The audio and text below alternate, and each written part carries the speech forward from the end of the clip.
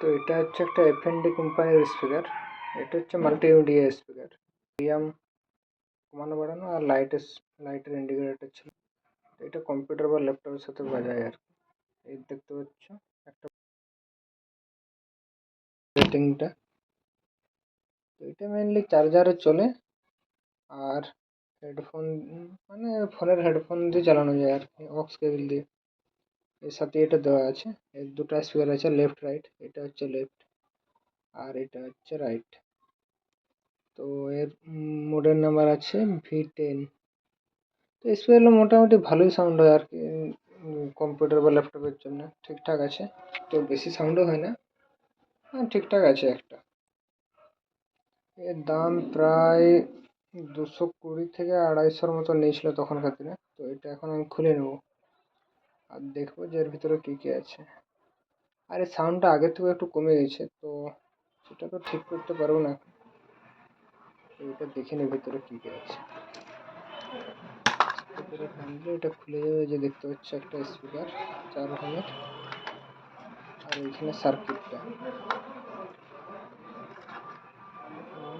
এটা এখন এটা মেনলি সেরকম তো কিছু প্রবলেম নেই, তবে এর পোটেনশিওমিটারটা একটু ডিস্টার্ব করছে। ওটাতে একটু কেরোসিন দিয়ে নেবো আর বাদ বাকি যেমন ছিল তেমন লাগিয়ে রেখে দেবো। আর ভিতরে এসব থাকে একটা আইসি। এসির মধ্যে একটা আইসির মধ্যে লেফট রাইট ভাগ করা আছে। আর বাকি তারগুলো যেগুলো আছে ইনপুট আউটপুট আর সাপ্লাই। যে দেখতে পাচ্ছেন সার্কিটটা তো সেরকম কিছু নেই। 4টা ক্যাপাসিটর, একটা পোটেনশিওমিটার আর লাইট ইন্ডিকেটর, আর মানে পিছন সাইডে নিচের সাইডে আর কি কিছু রেজিস্টার আছে। রেজিস্টার ক্যাপাসিটর ইন্ডাক্টর আছে। চলো এটাতে একটু কেরোসিন দিয়ে নিই পোটেনশিওমিটারটাতে। তো যদি কারো সাউন্ডের একটু হয়তো এরকম কমা বাড়াতে একটু অসুবিধা হয়, তো এটা দিলে মোটামুটি ঠিক হয়ে যায়। এটাকে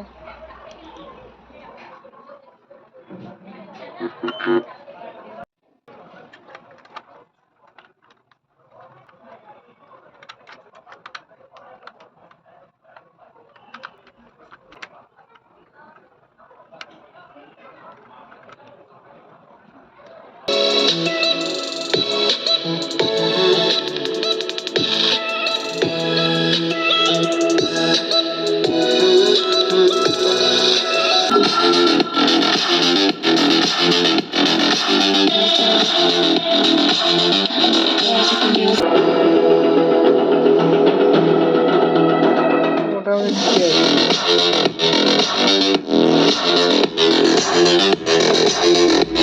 আছে।